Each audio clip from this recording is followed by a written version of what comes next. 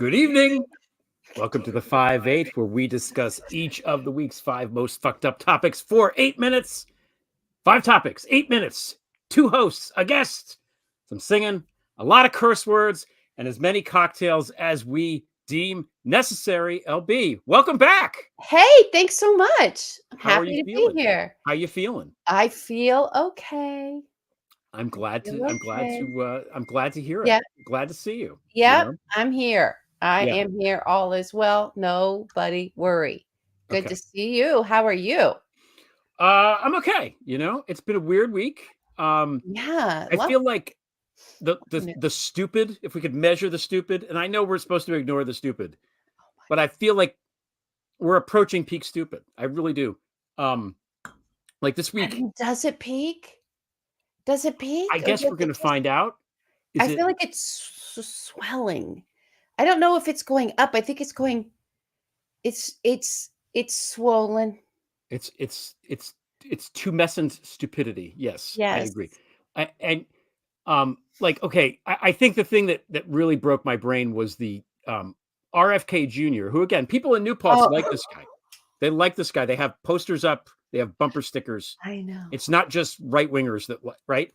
So I know. he's going to maybe pick Aaron Rodgers, quarterback of the Jets, to be his running mate, which means that if the Jets got to the Super Bowl, if Robert F. Kennedy won in November and the Jets got to the Super Bowl, the sitting vice president of the United States would be a quarterback in the Super Bowl. But There's no fun, actually. I know there's no way that's going to happen. It's impossible. Terrible, and Aaron Rodgers is not going to get to the Super Bowl. Let's just say that, Red. It's that's the thing.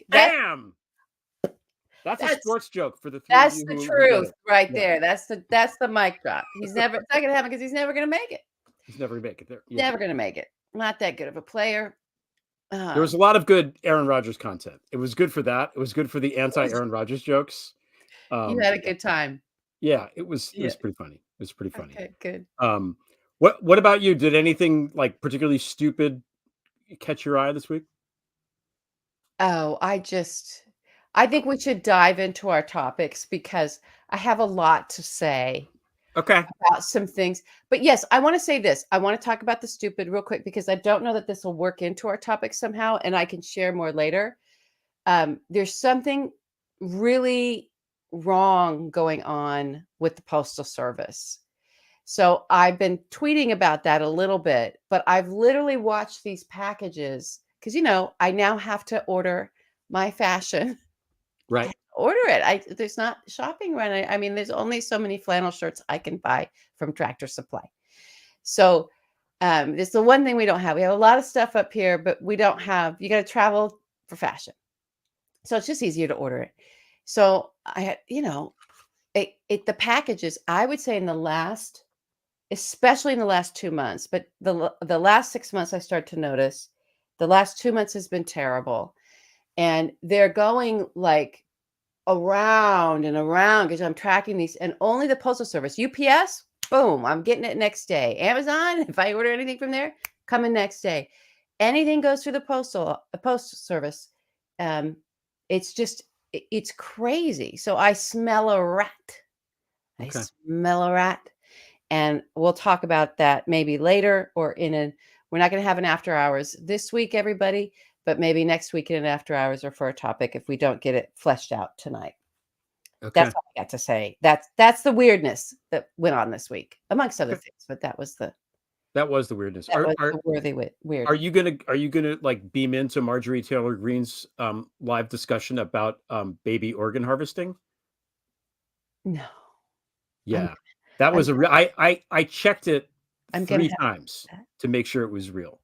Because I could not believe it was real. Mm-hmm. Well, that's deep from the recesses of QAnon, and not that there isn't a problem with it's just the people who are talking about it and how they're talking about it and how they're using it. Yeah, no, I'm going to have to miss that. I like my brain too much. I don't think I'll spend that time. Harvest her a new brain would be good. Yeah, I think I'm okay. All right, let's start. Okay. Let's jump in. Casino Royale, which cheese. Royale with cheese. Yeah. What does this mean? Okay, well, we're coming up on an anniversary of Pulp Fiction. I know because Rosanna, our friend to the show, friend to ours personally, has got that coming up. So we were talking about, and not that this has anything to do with that, but that was about a gangster, right? And his men. But you and I were talking about how, you know, these people who show up now as American oligarchs are just the worst version of a Bond villain ever. And we were trying to find the era of Bond to put them in. I suggested Timothy Dalton.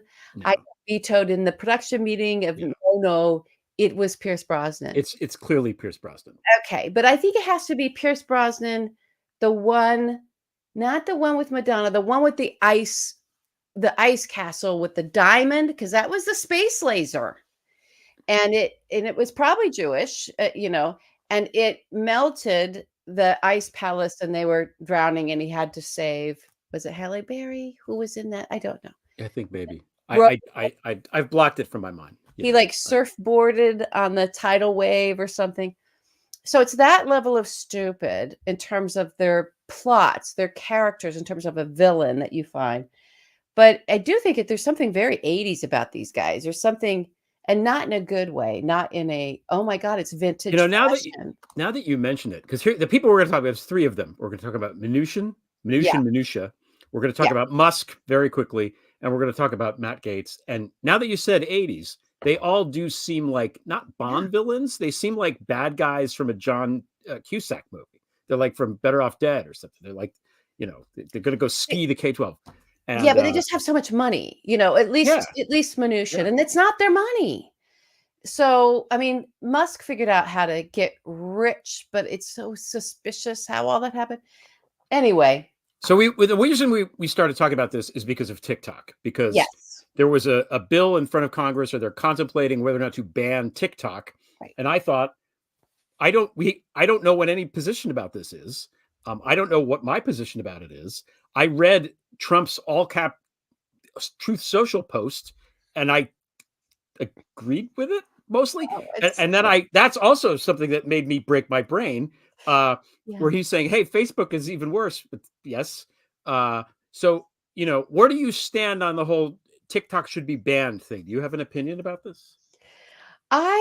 Look, and I know that Eric Swalwell was one of the folks coming out saying we shouldn't really get into speech that way. And look, I think that I've always thought, to me, it's like TikTok, schmicktalk. What about Facebook, right? So, and what about Twitter or whatever it is called now? These companies, because so much news happens on them, and they are a main communication. It's like Ma Bell meets a broadcast network, right? Or a major news conglomerate. And I just think they're utilities. I really do. And I think I think we should own them, and I think we should regulate them. That's not going to happen. So the thing about TikTok specifically is it really is owned by the government and the intelligence services of China, of a foreign adversary. Whereas we have suspicions about Facebook and everything. When you trace money back from investments from the Kremlin and other areas, we know Saudi Arabia's invested heavily in all these things. But it's a little different with China. I really do believe that. And so I don't think we would tolerate that in any other kind of any other utility, any other thing in broadcasting. It's just that the options are these cheesy royals, right? These American kleptocrats, oligarchs, who want us to be a kleptocracy. They do want to do. Steve Mnuchin doesn't give a crap about democracy. These guys are, they don't care about. They don't even respect borders. So I don't think handing it over to Mnuchin is going to solve our foreign spying issue with this app. And he's talking about he's putting together SoftBank. Well, let me tell you something. SoftBank's tech venture fund right? So what would be funding this and investing in this? SoftBank is basically one Japanese massive gajillionaire, but in his tech side of things, which invests in Hollywood agencies and invests in all these companies and would be putting the money, I'm presuming, because that's its designation, in behind Mnuchin, that's MBS. Right. That's the Saudis are in that. And specifically, MBS is in that, his fund, his sovereign wealth fund. So the same people that gave Jared Kushner, same thing that gave Jared Kushner $2 billion, same thing that gave Steve Mnuchin $1 billion. This would be a $40 billion purchase or whatever out of SoftBank. It's not going to, we're just transferring it from China to the Saudis.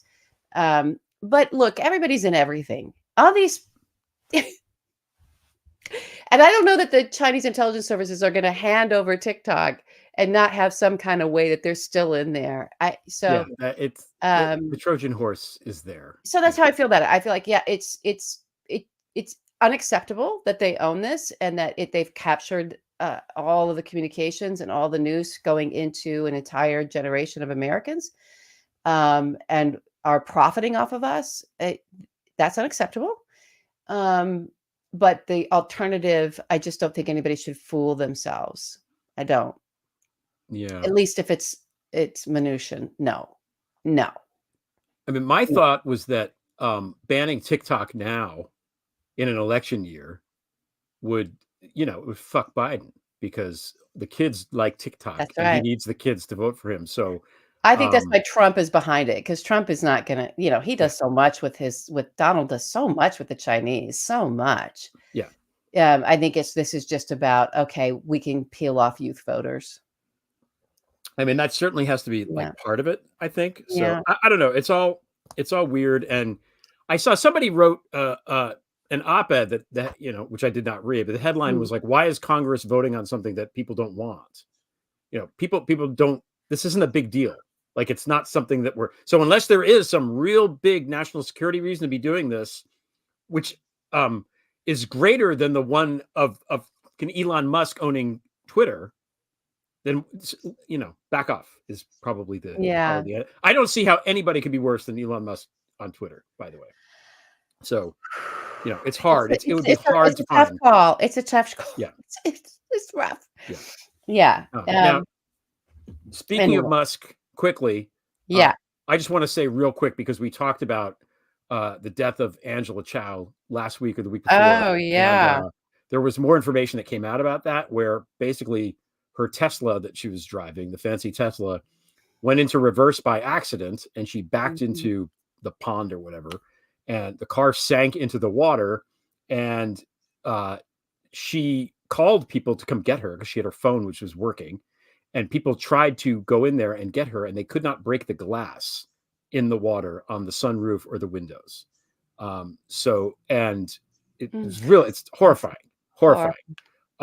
Just an awful way to go. And again, Musk designs crappy things that are bad. This is what he does, and tries to pass them off as things that are good. The SpaceX rocket, people are like, well, it went up okay, but it didn't come back down.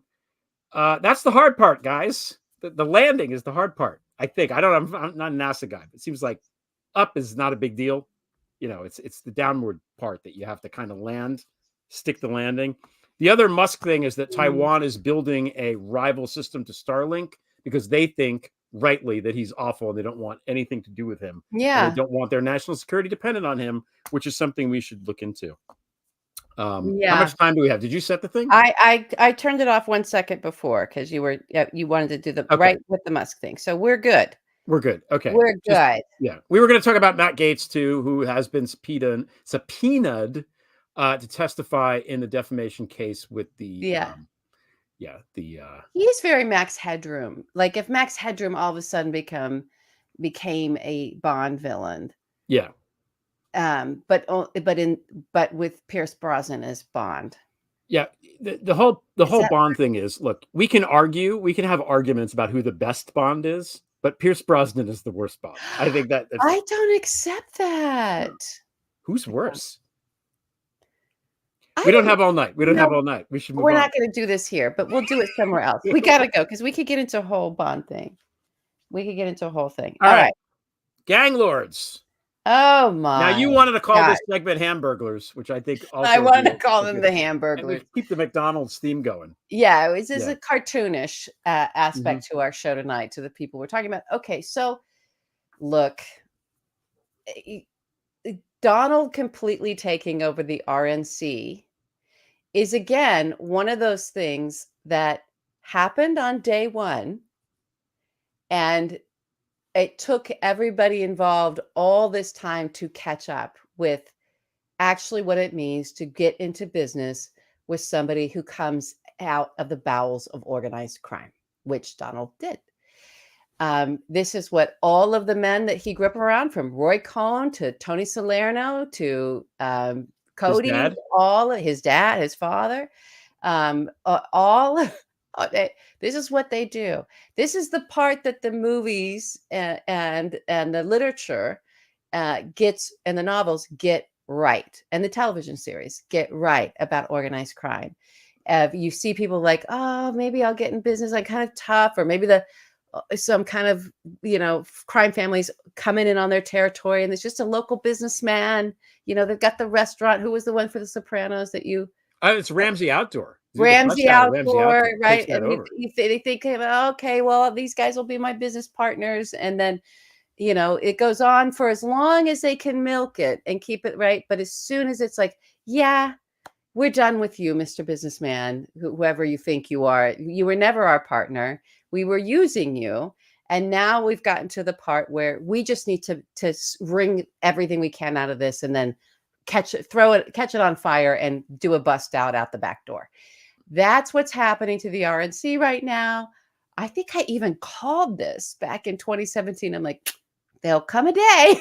Yeah. There'll come a day where he wants all that money for himself. That's his money. In his mind, in his framework, the second he was their nominee, and it was Trump, it was like a Trump, whatever, sticking his name on it, on the RNC. All the money they raise, as far as he's concerned, is his money. It's why all of those, and there's many other reasons why all the congressmen and senators that fall into line and kiss the ring. There's other reasons, sure, right? But the one we know for certain with every single one of them is it's his money. Yep. And if you want the boss's money to be spent on you, then you need to do a loyalty pledge. You need to, toe the line. You've got to, and maybe he'll even pull the rug out from underneath you because it's his money. That's his money. And he needed to have his sibling, his child, whatever the fuck she is, this Lara Daughter-in-law. thing from whatever Slavic country she's from originally. He needed to have, right, this wife number 5, I'm sure she is. He needed to have the daughter wife take over, right, the RNC, because he probably was done with saying, hey, I need to ask you, he doesn't going to ask. I need some more money for this lawsuit. I need some money for this lawsuit. I need some money over here. I need money. Give me the money. I need $300 million for E. Jean Carroll. I need blah, blah, blah, blah, blah, blah, blah. And he's not going to ask permission for that when he really needs it. So she had to go. Ronna had to go. Anybody in the way, anybody in between him and the just writing the checks himself had to go because it's his money. That's how they think. That's how they operate. That is the reality that you're in with this man. And let's just, let's see who ends up on the ticket, right? What Congress people are going to get. I'm sure he's promising them that the RNC will spend money here and there if they kiss his ring, but maybe not. He needs all that money for these lawsuits. He really needs it. He's really broke. I mean, he can get the money from his foreign overlords, as he always has, but maybe they're not coughing it up for him, or maybe there's no safe way to kind of do that, or maybe he's in trouble in other ways. That's his money. It's his money, like it's his documents that he took with him. Yeah. According to him, we're just talking about his world. Everybody just needs to go and, like, again, this is my lesson of, like, stop coming at things from your paradigm. You need to go into know your enemy's paradigm, know the adversary's paradigm, step into that, and everything will make sense. Yeah. It's not hard. Now, the other gang lords, there's Orban, Viktor There's Orban of Orban. Hungary, Mhm. these guys could not be Bagman. closer to him. The The bagman. bagman from Mogilevich. I mean, he's just Yeah. it cannot. It's very difficult to get closer to organized crime and be a world leader than Orban. I don't Trump I and don't Orban. know. And I don't Wait, know just what so we can that's clarify about. for people who might be new. Viktor Orban, it is documented in international courts by Dietmar Clodo, who's tied to like the greatest terrorists that ever lived. Viktor Orban was identified as delivering $1 million in a bag to Vladimir Putin, right, on behalf of Semyon Mogilevich. This is not, no one's making this up. It's in reporting. Go find it. So he's a bagman.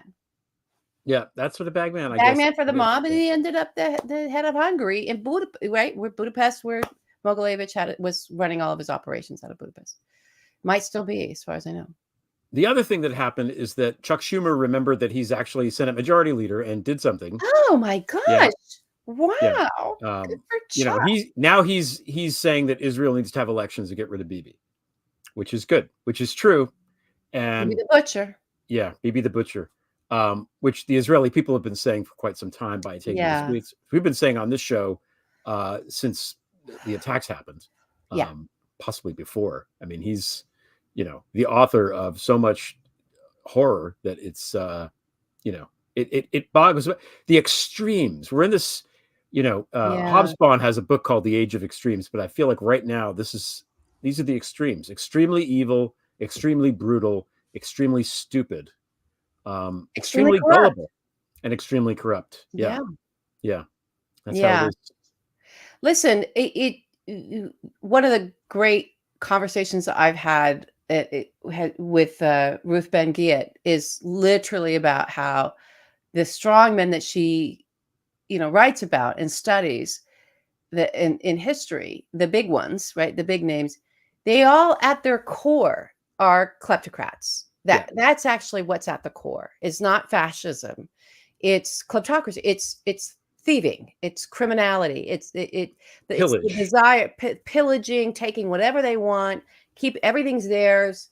That they touch, or if something's identified with them, or something like a country or a political party, like that, it's theirs, right? And it's all for the taking. And anybody or anything, any entity coming in and saying, no, no, no, no, hang on, that's not yours, is done away with, like a mob boss, right? Yeah.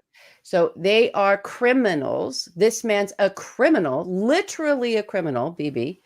And I don't know that he's trying to stay in power just to avoid prosecution. Yes, I'm sure that's part of it, but he's part of a crime.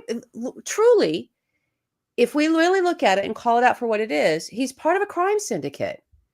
You've got Putin at the head of this thing. God only knows how much Xi is involved. That's always been mysterious, but it's always there, and there in a very strong way. These are pillagers. Yeah. And they want power because they want absolute power because they don't want any checks on whatever it is they choose to stick whatever cookie jar they've got their hand in, and they're taking shit out of for themselves. That's it. It's that simple. It's not complicated. It's really not. It's true. It's true. Thank you for. I like when you get into the mob stuff. I feel like that's a treat for me. What do we have? We don't. We do have a little song parody. Oh, good. We have a little singing. Let's sing. Yeah. Okay. Yeah.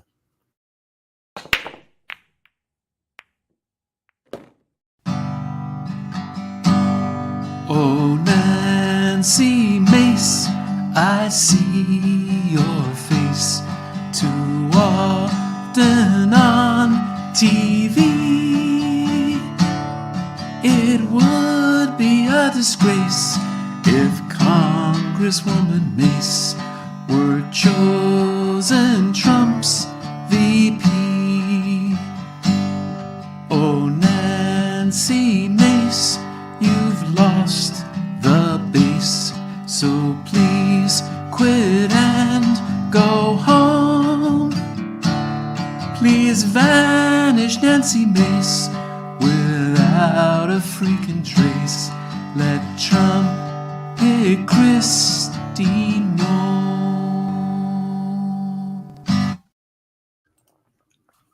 There you go. Thank you to Chunk for animating that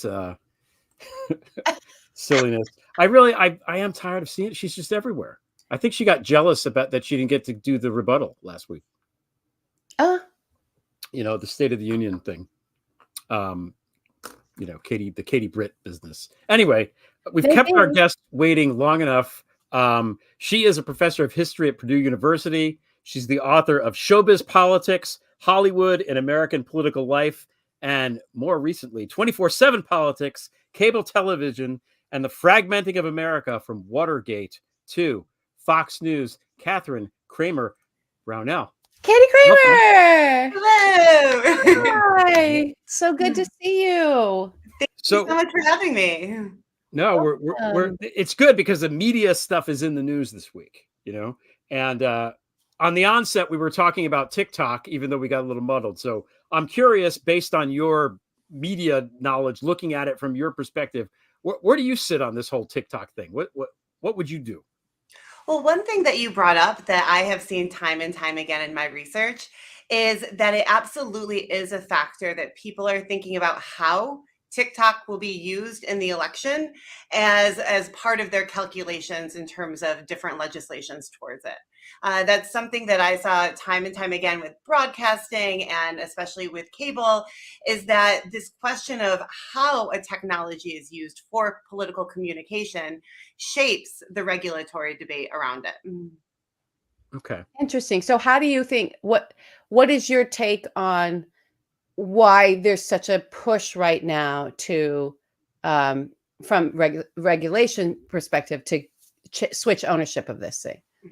Well, I mean, I think that, when you kind of look at the broader political landscape, that we're moving into an election year, and it's clearly going to be a part of the campaign. And so I think there are concerns over how it will be used, whether it's to advance misinformation or disinformation, or whether it's used to gain political points. I think that's the overriding question. I know it's frequently framed in national security terms right now as well, and that's certainly a component. But I think the fact that we're moving into an election year is really significant, or we're in an election year is really significant.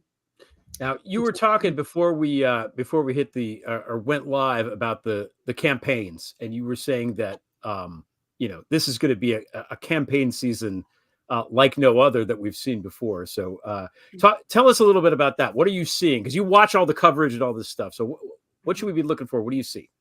Well, of course, we've seen presidential rematches before. People who have lost an election trying to win. So it's not the first time we've seen two candidates run for the office once again. But I think, there's so much around this current moment. We've never had someone that's been indicted so many times that is run for office. And so how to channel that, or how to handle that, just the legality of that, as well, so where the courts weigh in will be really significant here. I also think that the broader media coverage of Trump is very challenging. Journalists learned, or some of them learned, some of the challenge of covering him live, right? When he's constantly lying and advancing these conspiracy theories. So if he's going to be the Republican Party's presidential nominee, how do you not cover him? So it's really going to put, I think, a lot of, especially television journalism, because, he wants that national audience. But we've seen what he's done with that. Yeah. Well, who's going to control the media narrative, right? Mm-hmm. I really felt like, and maybe you've kind of partly answered that, but in the last two campaigns that he ran in 2016 and 2020, he really controlled everything. He could just grab the discourse and strangled it into whatever, and bullied it into whatever place he was determined that it's remained, which was on himself and in a combative thing that got everybody riled up. I'm going to combat the liberal media, right? So I want to talk about that too, whether that's ever been a real thing or not, the liberal media. But because you're the perfect person to ask that. So who's going to control? Do you think do you see any shift or any change away from the stranglehold that he's got over anyone who tries to even sit down and do an interview him, from that to Mhm. talking points that people are going with on their morning programs, day in and day out, all being the Republican talking points? Mhm. Yeah, I mean, it really remains to be seen over who will control the narrative. I think the media environment we are in now is different from 2016. In 2016, you saw cable news play a significant role. Trump would call in live to those shows, and that was one of the ways in which he really controlled the narrative. That was also in his toolbox in 2020, but then Twitter is there as well. That he would send out a tweet, and that would become, and throughout his presidency, that would become the way that he would control. And again, he still had that really close relationship with Fox News. And so that is different now. Cable news is kind of losing like their audiences are declining. I think it's kind of lost its prominence the way it was in the 2020 election, at least in terms of shaping some of those media narratives. So now we've got all of these different social media platforms, conservative media. And so it's, again, very fragmented. And so I think it remains to be seen what really comes to the forefront in terms of shaping the broader media narrative, because you're absolutely right that is really central to how people understand the election, how they engage with it, if they engage with it, or if they disengage as well. How have you seen, like, as the market shares go down with cable television news, how has it changed? Like in the last year or something, when you're watching the coverage, do you see anything that's just markedly different? Like, are they trying harder, or you know what I'm asking? Is there anything different Is that there anything? Are they adapting at all? I think Their that approach, or is it this dinosaur that's just going to walk itself off the edge of the earth? I think cable news, the model is truly struggling because from the beginning, it was created around this notion that you're going to cover breaking events. And so if there's no breaking events, what do you do? Then you bring in commentary, and it's always been liberal versus conservative. You have a Republican and a Democrat. That notion of balance has shaped the definition and structure of commentary and punditry on these programs. And they really, they're still stuck in that model in many capacities. Interesting. Is there a way for an outside? I'm asking for us. Mm-hmm. Do you see, in terms of disrupting the narrative and kind of penetrating it and taking a hold of it, is it possible for outsiders to enter now, maybe more so than ever before, because it is so fragmented?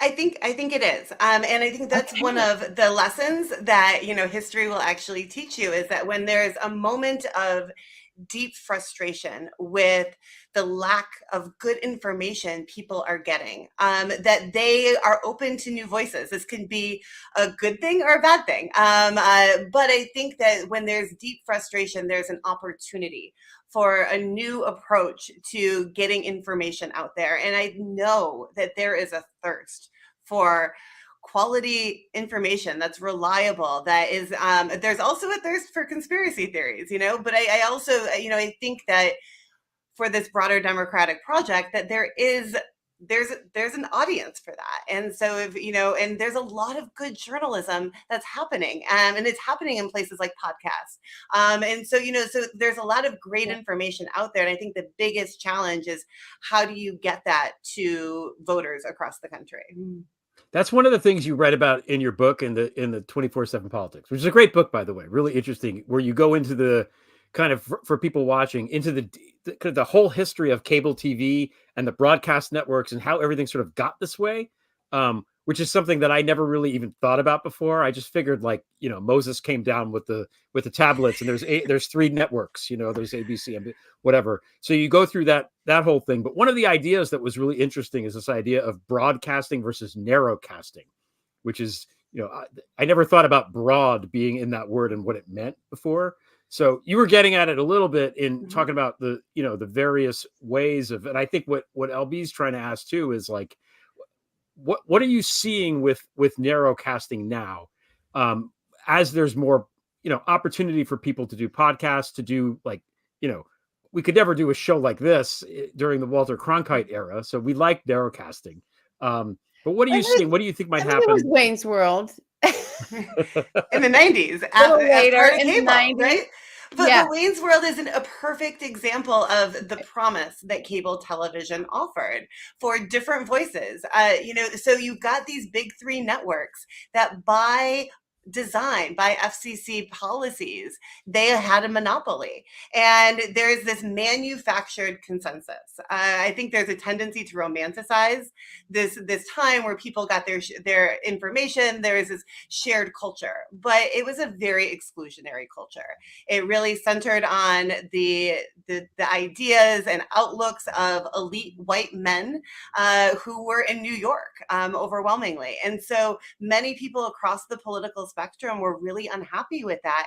And cable emerged as a solution to decentralize the media landscape and allow new perspectives, new ideas to come into public conversations on television. And so there's this democratic promise that cable offers. And I think one of the most important things to understand is that the way cable developed, how it developed, was because it was a very particular policy route in terms of deregulation and relying on the market and corporate structures to deliver this democratic promise. Of course, they spoke about democracy, but they really wanted to deliver profits. And so it really became a medium that's tied to making money rather than kind of serving any kind of public or civic democratic responsibility. I just wanted to ask you on that, just to follow up, because we'll see sort of like, well, how do you fix it kind of thing. And people were, in terms of the profit, right? And there was a couple of years back, this push and move on social media of like, bring back the Fairness Doctrine, bring back the Fairness Doctrine, which I think if you could speak to that a little bit about why that is, like sort of a thinking, right? First and foremost. And then also that there are, for me, and it kind of goes back to the TikTok thing, I think a tremendous amount of although yes, it's all around profit, but if we actually strengthened FARA to include these cable networks and the cable shows and print news as well in a more robust manner, and labeling, like, okay, this person that's here giving you this commentary is paid for by Saudi Arabia. They're on the payroll, and that's why they're on your screen right now. And if that was just a banner over that, people would understand what they're consuming. Okay, I'm consuming right now a narrative, not necessarily news, a narrative, a news narrative that is there to benefit a different country. And that, as opposed to the Fairness Doctrine, was sort of one of the ways that I was like, well, why don't we just do this? This would help a lot. I think that is one of the biggest challenges, where you see a lot of misinformation being circulated that's entertainment at its core, or it's political propaganda, but it's in the disguise, it's disguised as news. And I think that is one of the biggest challenges. It's, I think there are regulatory measures that you can absolutely consider. The Fairness Doctrine is not the solution. I don't think that we should be looking to the broadcasting era for different solutions for our current landscape. And I think, one of the biggest challenges is I don't know what the solution is, but I think kind of rethinking what exists and being creative, bringing in a variety of different perspectives to think about alternatives is the place to start. And I say that because the Fairness Doctrine was, that how you define, like, this whole notion that we have of balance, that there is a left and a right, that there's a Republican and a Democrat, like, that allows a lot. It's censorship in some capacities, because it silences many perspectives that are outside of what is defined and who is defining what is both sides of an issue. And a lot of issues have multiple sides, not just two. Right. And so it kind of really narrows the terms of the debate. And it also has allowed for more extremist voices to come in to shape conversations in the guise of being the conservative lens or the Republican lens. And so it also creates the opportunity for more extremism in shaping the contours of policy. More of a horseshoe of just pulling Exactly. pulling people apart. Right. Thank We you. talked a little bit about liberal media bias and what that means, but can you talk a little bit about the origins of that? Because it's interesting. It's really interesting because it's not something that has always been around. In fact, this is a conservative project that the conservative movement in the 1950s, at the lead of that, were many they were media activists that felt that they did not have a voice. Many of them were elite. They had a lot of money, but they felt that they were not their ideas were not represented in universities and political parties and in the media. And so they really rallied around this notion of a liberal media bias and around the notion of balance. And the balance gave them a seat at the table, allowed them to kind of inject their ideas into a political debate and inject that you have to have a conservative lens. And so the conservative movement from the 1950s and 1960s made consuming conservative media and believing in liberal media bias central to political identities for those on the right. And that's why it is so central to any conversation that you have, so central to the outlook of conservatives as well, is that they fundamentally do not trust the quote unquote mainstream liberal media, but this is a political project and a way of thinking that has been introduced over decades. Imagine that, a Republican think tank coming up with how to politicize an idea to make it a project so that they could gain more power and influence. Mm-hmm. I don't know. And even think tanks are part of this broader, the rise of the Heritage Foundation. This is not natural, but this is a political project that is designed to wage an ideological war of ideas. They're pretty good at that. They've been at it. One thing I learned from your book is that Fox News was started basically because of one white man's grievance, which is the whole Roger Ailes thing.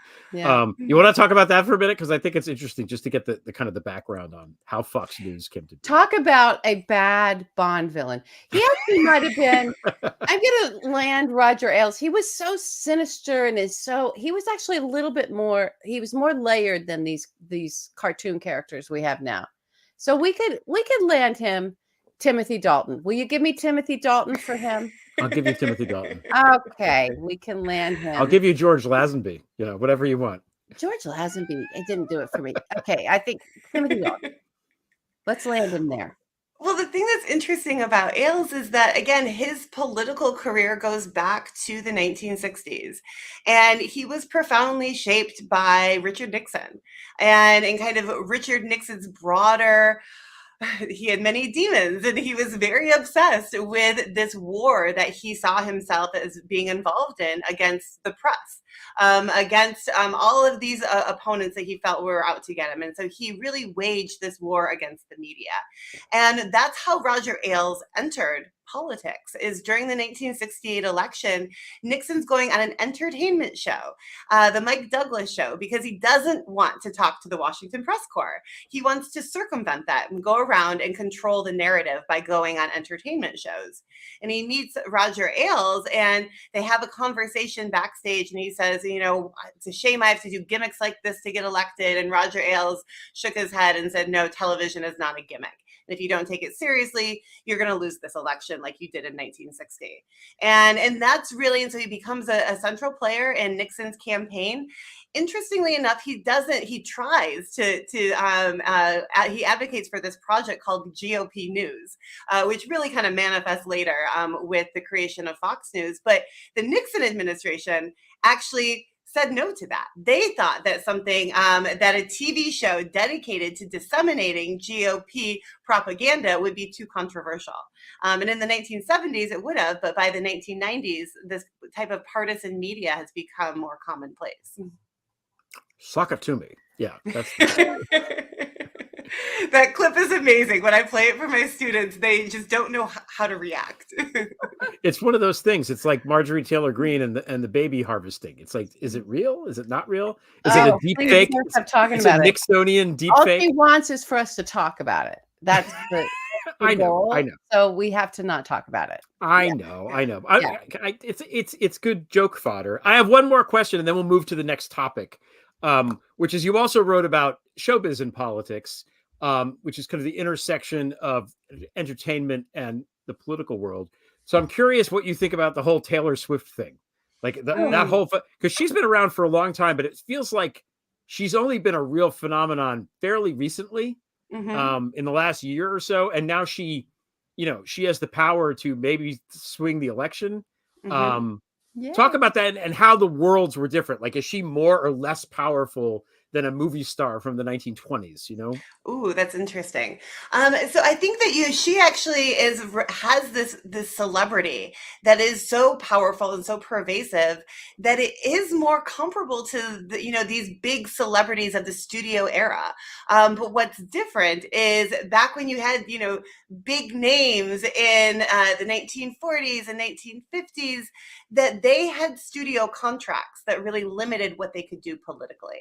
And since the 1960s, celebrities have had more leeway to get involved in politics. They have to think about their own individual brand, but not necessarily what were called "quote unquote" morality clauses with contracts with the studios. And so I think when you consider the power of celebrity in the election, the key is to think how it can be used.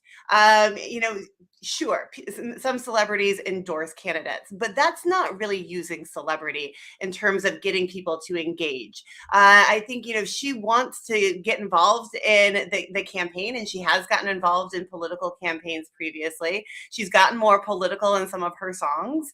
I know because my daughter is obsessed with them, so I know all of her songs. But the key would then be to encourage people to register to vote, to go out to vote. She could help raise money, but I think raising awareness and getting younger people excited about voting and participating in the campaign, that's the power of celebrity, when it can be used not just to shine light on an issue, but to motivate people to action. And that's how it's most effective in a broader election. I think she doesn't do it that much. So when she does, it's really, really powerful. It's like, exactly. Zeus is hanging out. All right, here's the thunderbolt. Now you've pissed me off. If he was shooting thunderbolts constantly, it wouldn't have the same kind of effect. You get the whole Susan Sarandon thing where it's like, absolutely. Yeah, where people just kind of dismissed her as a celebrity activist rather than someone who is a celebrity that happens to deeply care about these issues, right? And like that authenticity and that relationship she has with her fans could be utilized. But there always has also been a cost historically that many celebrities have to weigh, that there could be pushback and challenge, and so there could be controversies generated from it. But many people that I've studied have, their careers have been impacted because of this pushback. I think that her fan base is very different, and so I think that's where you really think of her fan base. Her fan base is different. Let's not forget that she also tried to not have Marsha Blackburn get the Senate, and that was again a local, because she's from Tennessee, and but it didn't, maybe that would work now. Maybe she has more pull now, but then it didn't work. So it's no matter how big the celebrity guarantee. But I can say to you without any shadow of a doubt that the pressure from the agents and the lawyers and the managers and the partners, the music labels and music, especially studios, networks, there is tremendous pressure to shut the fuck up that comes from above and comes from around folks that have a voice. And it would shock people, I think, because you kind of tend to think with some of these folks where activism is part of their being, right? They're activists because they're human beings and this is who they are. They happen to also be artists, that you would think, oh no, the agents and everybody works with the celebrity and wants the celebrity. No, they literally are saying, no, don't be so political. No.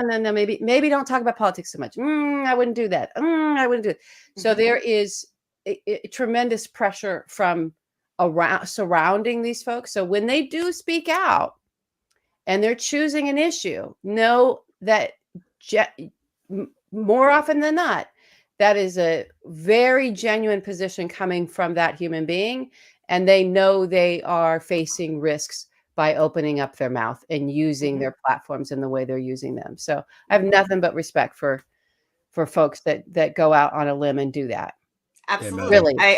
I mean, I'm at a conference right now on media history, and we had a whole session on the blacklist today, and really, I mean, those pressures, they're different today, but they're still there, and because there are enormous consequences.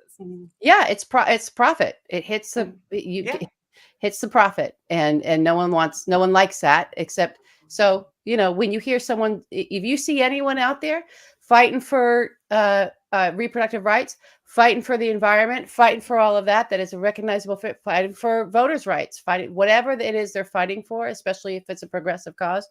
Know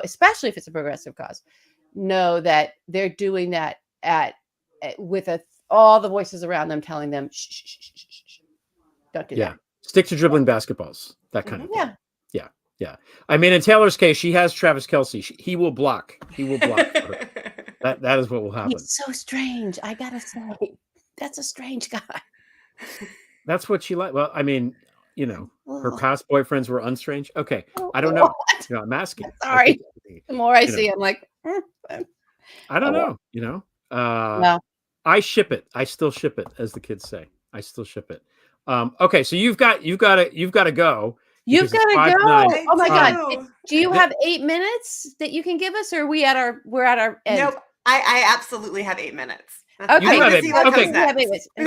Okay. All right, we're going to jump into the next topic, everybody. We're jumping in. Here we go. I'm setting the timer. All right. What's our next topic? I have to wait for it to roll by. It's musical courtroom chairs. So the idea of this topic is that there are delay tactics going on. What we're trying to do is kind of like survey the landscape politically and see what he's up to, because they're up to stuff. I don't think it's conspiratorial to say they're up to stuff. No. You can go read Project 2025, and there's other ones like that too. They're planning, they're plotting, they're doing the things that they're doing. Yeah. And something that Trump has been very successful about, for somebody who had 91 charges against him. Now I think it's only 88, thanks to the judge. Oh yeah, thanks to the. Yeah, so it's only 88. Okay. We're symbolic number. I'm sure his fans like the number. Wait a minute. I'm just kind of absorbing that for a second. Really? It's the number 88. It's the number 88. I mean, according to somebody on Twitter wrote that. Wow. I don't know if Kathryn, if you're aware of that, but anybody, that's a number that came out of the White House nonstop for all kinds of crazy, stupid, nonsensical reasons. Any chance they could tweet or get anything in the writing of the number 88, they did it. And it is one of the biggest numerical symbols of the white supremacy movement in the United States that there is. So that doesn't surprise me. So maybe it's just coincidental and ironic, but it seems so coincidental that we ended up here. But my God, so he's got 4 fucking, court things about, not counting the civil ones. Right. And they're trying to schedule these things. And it's like they have to figure out. It's like all 4 of them are at a revolving door. And who's trying to schedule? The judges, right? The judges. Yeah, the judges. And there's some sort of it. Honestly, I don't understand how it works. I don't know who has precedence. I'm not really sure. I don't know if it's in order of operation or what. But what seems to be happening is this Aileen Cannon keeps delaying, and because she's delaying, then the one in DC gets delayed. And then the other one gets delayed. And now this week, Alvin Bragg said he needed 30 more days in New York because he needed documents that they just got that he requested, I don't know, a year ago from the DOJ. Thanks, Merrick Garland. Yet another bang up job from Merrick Garland.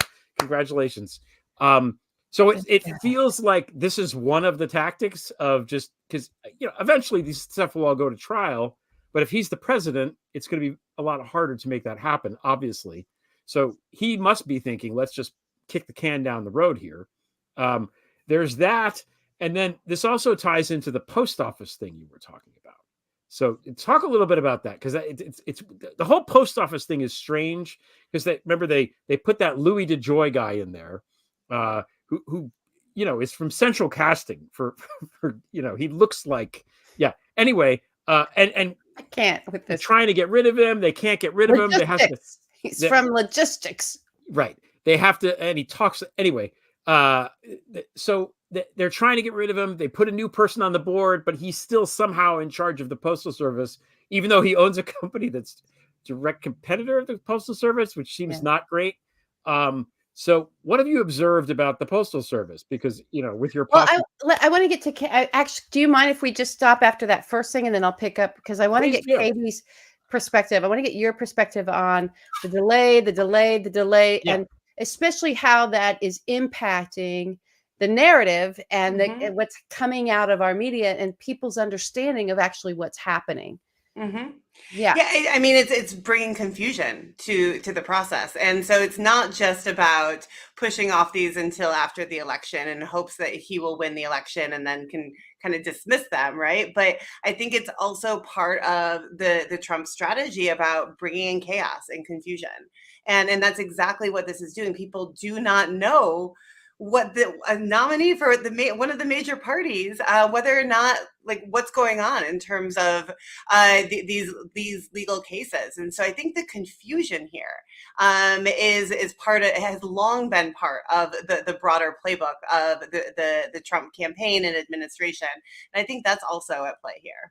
Right. And he gets to declare wins that don't even exist, because there's with time kills all deals. That's it.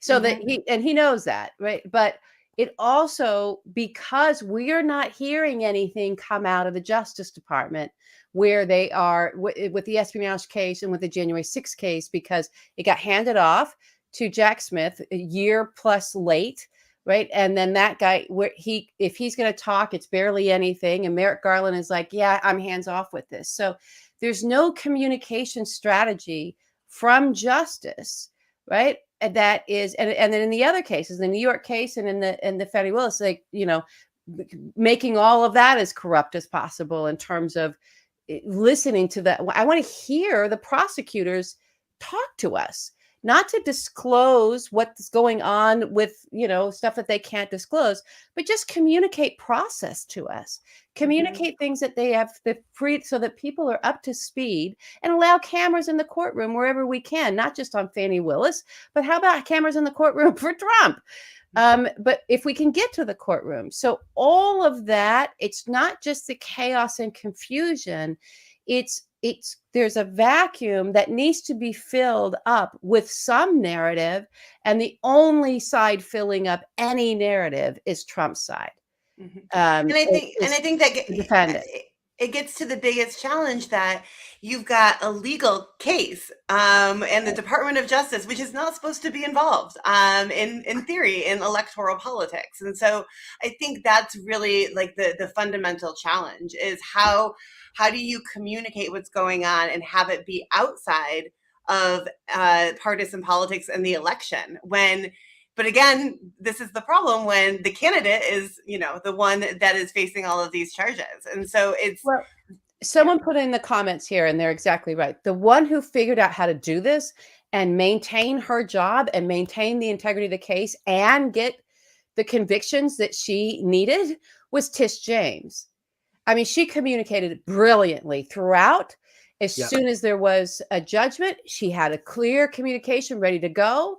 She had her language set around, this is monumental. She had key words that were critical to framing it, so that any news then picking up, either carrying her message directly, she carried it directly to the people through social media, and she did her press conferences all the way through. If you missed that, and you were relying on cable news anywhere around it for them to pick up and carry anything, she controlled it. She controlled even what they were saying over on Fox News. They could be angry with her, but they had to carry her message. So she did I think she set a very good example of, this is how you handle this as a prosecutor, and why no one else is following that lead. I have no I really don't know. I really don't understand it. And it's doing us an incredible disservice as voters. Mhm. It's, so that's what the delaying is buying. It's buying chaos and confusion, but it's also buying an open runway for them to land whatever plane they want to land on it. And that is not justice in any way, shape, or form. Mhm. So that's how I feel about that. I think we know the way that things are supposed to be communicated in an election year. The head of the FBI writes a letter saying he's going to open an investigation into one of the candidates, but not the other one who has an active investigation already going on. Yeah, That's the that best way is. to do it. And then That's the New York brilliant. Times will tell us how that's all bad for Joe Biden, and it's Right. perfect. Yeah. Yeah. And then they'll go talk to a source at the FBI who's working for the Russians and have false headlines a week Head of before the counterintelligence. Yeah. Mhm. That's it. It's going to happen. I mean, we've learned nothing. We've learned nothing. It's not here on the show. On the show, we've learned a lot, but in the broader sphere, I think when you said, Katie, earlier that the journalists have learned, I think the rank and file journalists have learned, but the people making the decisions either have not learned or choose to look the other way. Or they've learned how much money they made last time. Yeah, that's exactly it, right? During times of crisis, people tune into the news. They consume more news. And so I think that there's that profit. The one thing I've learned by studying media industries and kind of intersections of politics is that profit always trumps everything else. And I think that, if they know that they can make a certain profit, then that's on their mind. Bad for the country, good for CBS. That's the line, Les Moonves. So, Yeah. okay, so your book, again, it's called 24/7 Politics, Cable Television, and the Fragmenting of America from Watergate to Fox News, which I have read, and it's fascinating and really well done. And I encourage people who are interested in that to go check it out. So, Katie, thanks so much for joining us tonight. And we loved having you. Thank you so much for having me. It's so fun to be in conversation with you.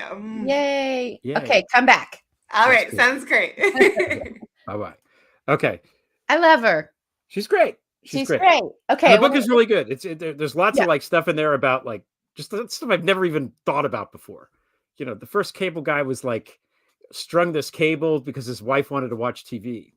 You know how that is. The husband's like, okay, I'm going to fix this for you. And he ran some cable line through Seattle, and now there's a whole industry about it. It's fascinating. Really, really totally fascinating stuff. So it's announcements time. Well, I want to answer your postal service thing. Okay, just first, we want to let her go and not keep her for an extended segment because I knew she had a heart out. So I have some theories. These are my theories about the pack. Now you can look at, anybody can go and Google. There is news now surfacing out of Georgia, a local news coverage there of how people's packages are all getting lost. Everything's going haywire. So what I found out, again, because I'm buying, fashion on Poshmark and all these other places and from the stores themselves. But it's interesting when you're doing that kind of online purchasing where you might get some things directly from a seller that's an individual, is your package. I can see where these packages are coming from different areas and territories across the United States. And Georgia is a disaster zone, a complete disaster zone. So what I learned from being on the phone with the postal service there, as well as the person who sold me an item on the phone, and we then met and we're trying to unpack this mystery of what happened to my beautiful jeans. Where are my jeans? And so what happened is in the main processing center for packages, and I think for all mail, it used to be in Atlanta, for the greater Atlanta area, for all Fulton County. There was a big Atlanta USP Postal Service distribution center, regional, whatever. That got moved a month or two ago, maybe 2 months ago, to some outskirtsy thing called Palmetto. That's tiny, small, and didn't have the capacity. No one has an answer as to why it was moved. Why make this decision now? What is going on? And so the package, anything you put in the mail there, is just going around in circles and around in circles and not getting to a destination out of the state. Like it's literally not leaving 2 or 3 different facilities. It's just going around and around for months at a time. Then I had another thing come from New Jersey, and I'm watching this because I'm tracking my packages. I'm really into studying this. And again, it is, yes, my own individual experience, but I'm also finding news stories about this, that local news is covering these areas of like, what the fuck is going on with the Postal Service? So the other thing that's happening, if I get anything from the East Coast, from especially Northeast, it's coming it'll go to Albany. And then from Albany, it goes right past me. It goes to like Plattsburgh. It goes all around and then ends up back in Albany and sometimes back to the original place that it came from and then back to Albany and around and around. Now, up here where we are, it's a lot of driving. So even no matter what the thing is, even if it's Amazon, it's not necessarily ever it's never same day. It's not necessarily next day. You can usually just add a day to like what I experienced in Los Angeles. For UPS, that's pretty much, I get that shit real quick. They got it figured out. FedEx, of course, is FedEx. But some of these other places are, just add a day. And it used to be Postal Service, you added a day because they have to do a lot of driving. I'm up in the mountains. They got to do mountain passes. They got to get up here, right? So, oh my gosh. And we're getting a message now. I'm going to read that because it's related to what we're talking about. So I'm wondering, is there also like, are they messing with the barcodes? Is something's collapsing and falling apart? And not to be conspiratorial, but I just don't know. There's got to be a reason. There's got to be a motive in here. And I'm wondering if it's, there was such a push from DeJoy and his backers to privatize the Postal Service. And he was the guy chosen because he's Mr. Logistics and he knows how to get things from point A to point B better than anybody. And he's fucking this whole thing up so badly. You could say intentionally, or maybe he's just a buffoon. I don't know. Uh-oh. Did you do that? No. You did that. I'm removing it. Okay. So sorry guys. So I'm wondering if it's like they're going to go and show costs and say, look at how expensive it is, because these packages alone, just mine trying to get up here, doing this roundabout thing through Albany, which is the least Stephanus district up where I am. It's like, here's how long it's taking. Here's how much gas it's taking. Here's how much it's showing it to be this sort of failure and a costly failure. And I'm wondering if there's some kind of design to then justify, okay, now we're taking it all private. The reason my brain goes here is we can't trust anything coming out of someone that was such a clear Trump appointee, loyal to Trump, in with some Goombas. I don't like this guy, right? I don't like him for his own reasons, not just Donald. It's like everything about him was wrong. He wasn't qualified for this job. And I don't understand why we're still stuck with DeJoy. And I do get it, folks. So we had to wait for the board. We couldn't get rid of it. But I remember very specifically a promise to get rid of some of these fucking people who were, by all means, and his past, he's got fraudsters that are former partners. This isn't a clean guy anyway on his own. He's not coming in clean. He didn't come in clean to the job, right? He came in with this trail of corruption behind him. And then he's done nothing but fuck with shit. Yeah, breaking those machines that are expensive, like just breaking the machines, just throw them out, right? Yeah. Like, and it doesn't matter if it's from ignorance or some kind of malicious intent. The result is the same. We're fucked. Get rid of him. Yeah, he needs to go. It's when you said that, it's interesting. I just remembered this because of Albany. I had somebody from the school was sending me something in the mail. And they sent it registered mail. And because they sent it, I'm literally, this particular school I could walk there from my house in 5 minutes. And because they sent it registered mail, even though I told them specifically not to, it went all the way to fucking Albany and then back. Yeah. Why? Who the fuck knows why? It wasn't that way. Okay, and then the text we got, RNC new rule, no mail-in votes. Yeah. So They what is know that? they're fucking with the post office. They don't want the mail-in votes. They want people showing up in person Yeah. And because they're maybe it's because fucking with it. it ruined them last time. I don't know, but there's something fishy there for sure. Something, it just smells bad. And you know what? Even if it smelled sweet as rain, this guy is not to be trusted. Get rid of him.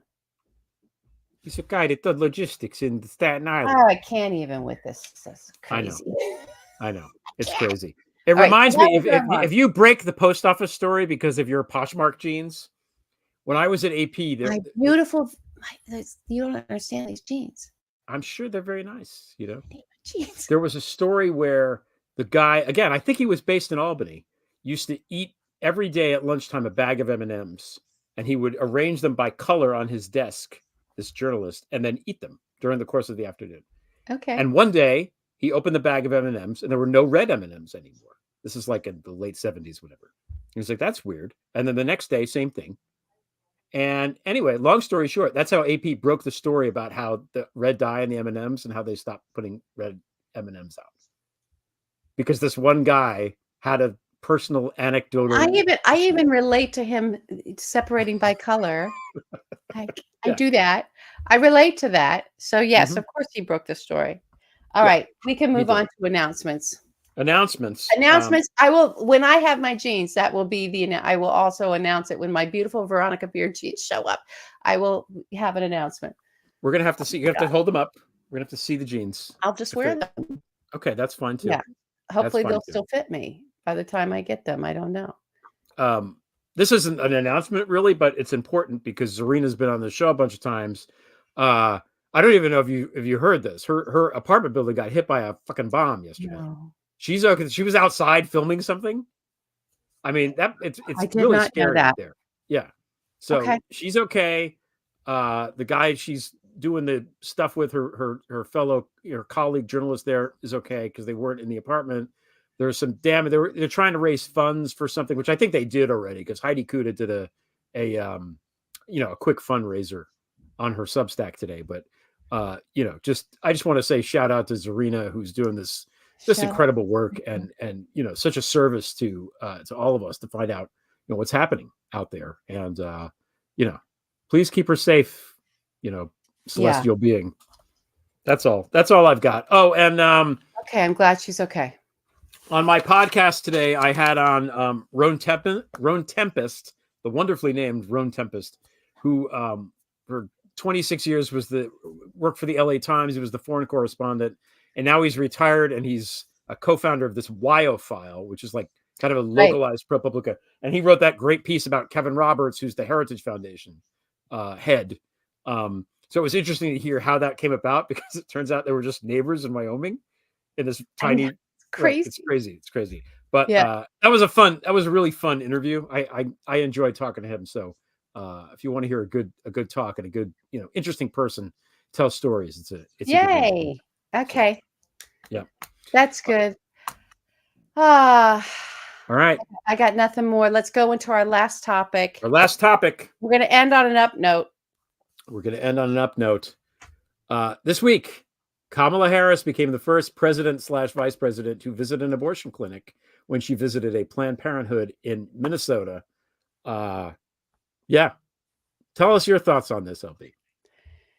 I'm just, God, I have a lot of thoughts on this. I'm thrilled.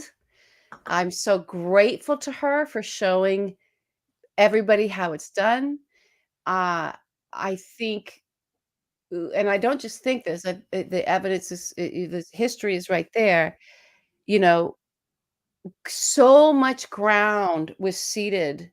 Talk about a contrived bullshit thing, this sort of pro-life, this garbage that came out of think tanks, right, in the 80s, because they needed a wedge issue to try to get the, Christian right over. Like, it was all very calculated. It's all well documented that it was.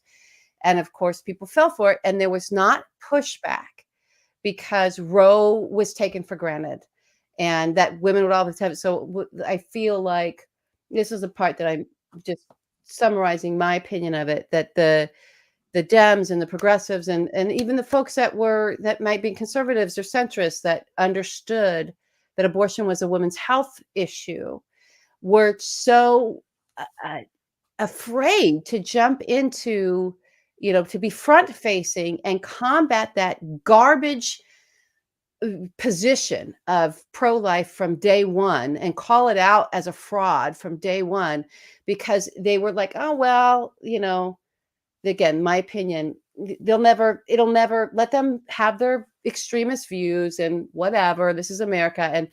And also I think a great uncomfortableness to actually say the word abortion and come out positive for abortion and frame abortion appropriately, that it is a health issue, that women need this. They need abortion care. They need health care. This is what and to really rewrite it, because it was such almost like, I think, perceived as sort of dangerous territory. Don't get in there because they're crying about babies. And they made it such a negative thing. And this is for a, and yes, there have been other women elected officials who have put their voices out there for reproductive rights and everything. But for it to be our first woman executive to go to a clinic, no one goes to the clinic, to go to a clinic and stand there and say, this is what this is. This is why we're fighting. Women have the right to have autonomy over their bodies. This is unacceptable. It's health care. We need it. We need to fight for it. Now we're in a position where we have to fight for it again. All of that, it was just like, oh my God. She's not afraid. She's not afraid of a word. Yeah. She puts our rights and our bodies, our right to our bodies, ahead of her own fear of a scary word, abortion. Thank you, Kamala Harris. Thank you. Thank you. I thank you so much. I bow down to you. Yeah. I really do. It's not just the word, the Planned Parenthoods all have these fucking assholes protesting in front, That's with their right. ridiculous thing, basically abusing Scary. and harassing girls and women, which is disgusting. Rape victims, yeah, rape survivors, disgusting. Women who are having endometriosis, women who are having health issues, health problems, women who want to have their child and can't afford to have, a Cedars-Sinai OBGYN, right? Yeah. So they're going in there. This is the care that they have available to them in their area for their health, for their reproductive health. Listen, I got a whole bunch I'll say on this later. Let me get through some things. I have even more to talk about, because we're still in an era where, we're just not heard or valued. Even the most privileged of women, when you're going and you're trying to talk to your care provider and saying, I'm having this issue, I'm having this, there's still it's hard to hear. There's, maternal health is just, it's getting better, but it's just not valued. Certainly not like a man with high blood pressure, some cholesterol. Oh my God, maybe we've got to, worry about this poor man's heart. And I'm saying that isn't worthy of our attention as a society, and for the medical profession to not zero in on that. But if one 1,000th of the resources and the care and the attention that's given to men with cardiac issues, even like little blips, right, was paid to maternal health, to mothers giving and the life they're trying to bring into the world, right, and having a child and starting a family, or keeping themselves autonomous, right, having authority over their own bodies. Just 1/1000th of the resources and the attention and the hysteria was given to us, instead of being blamed on us, instead of us not being heard or listened to, because, oh, you're just, I mean, it would be a different world. Yeah. So yay, Kamala Harris, for stepping into that. and showing everybody how it's done. Yeah. I think that, the battle lines are drawn now. I think that's the takeaway now. Like she broke through a little bit, and, it really is, I think, and I've said this on the show before, this is an example of fascism versus democracy at work here in one single issue. It's, there's nothing more totalitarian than the state forcing a woman to carry to term a pregnancy she does not want. I've said that before. I'll say it again. And these fucking assholes who call themselves libertarians, but that's what they're backing. And the ignorance of science, the complete ignorance of science and what clinics do, what abortion actually does health-wise. It's ridiculous. As you were talking, I was thinking about idiocracy, because since we're halfway there, maybe 3/4 of the way to idiocracy, remember what happens to the scientists in idiocracy. All they do, all of the funding goes to cure male pattern baldness and erectile dysfunction. There we go. That's idiocracy. But I wanted to, the battle lines are drawn. Their side wants to keep this permanent. It wants to expand Dobbs. It wants to remove more rights. Trump has come out and said that he's the one that did this. He's the one that got Dobbs overturned. He is. And I want to read some quotes here. I wanted to look at the coverage of this. So Kamala goes to the clinic, and some of the things she says: this is a serious health crisis. We have to trust women. She uses medical terms like uterus instead of womb, which they like to say. And trying to ground it and demystify the language around it. So here's someone from Students for Life. The president, Kristan Hawkins, says, I think she tweeted this out: if you're in or near Minneapolis, join us and show we're not going to accept this evil or the promotion and normalization of evil. That's what it is when Kamala's promoting evil by going to a fucking health clinic, moron. Then somebody at the National Review says, because this arrogant guy, I forget his name, they're all the same. They're arrogant guys. Okay, he's going to mansplain it to us. Okay, let's hear it. Yeah. It is a sign not just of how little this administration would offer those disaffected Republicans it's now allegedly wooing, but also of how radical the Democratic Party has become on this issue. It won't be the last time we get such a reminder. Radical. It's radical to want women who have been raped by their cousins to get an abortion. It's radical. Wow. We're so radical. And then this is somebody president of the Ohio Right to Life, which you're not going to believe this is a dude. It's a dude named Mike. He says, Ohioans and Americans are not going to the ballot box to vote for president based on abortion. It's just simply not happening, he says. Okay. Let me explain something to you, Mike. Yes, they fucking are. That's the whole damn thing. This election is about Dobbs and democracy. We've been saying it on this show, and that's what it is. And when your fucking rapist, loses in grave numbers, that's why. Because you don't know anything about science, Mike. Well, the other thing that's interesting here is the 80s think tanks that concocted the garbage pro-life movement to have it be a political issue, right? And to get people all agitated, right? That they were able to convert folks that weren't necessarily political into single issue voters. Good point. And there's a point in time where I guess when you take that as far as they've taken it, then the folks that they perceive as standing in their way, meaning us, people who can vote out and vote in folks that will actually rectify this horror that has been inflicted on our nation by overturning Roe. We're all single issue voters now too. Yeah, we are. And, and it is, I think, as I see it, democracy, and it's the same thing. It's not different. Yes. It's exactly the same thing. I never understood, like Ron Paul, this Kremlin. Oh, I can't. But he was always, I'm libertarian. We don't want the government to interfere other than in a woman's, health issue. Yeah. That's where we want the government there. Privacy everywhere else. Yeah. Yeah. But we're going up in your uterus. We can't have two women deciding something on their own without men Oh. there to tell them what to do. I mean, how would they make the decision? No, how would this ever? Or I Amy don't know. Coney Barrett. I don't know. It's a strange thing. So, Greg, what will happen to the domestic supply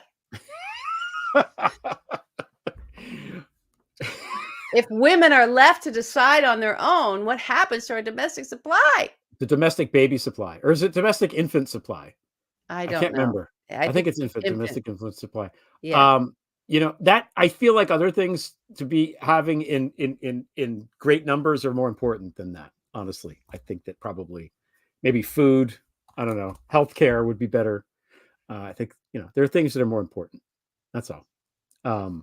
Yeah. Okay. So we're not going to do an after hours this week. We're not We'll going to do probably an after hours, one next everybody. week. Sorry. The plan is to do one next week. We will try unless something weird happens.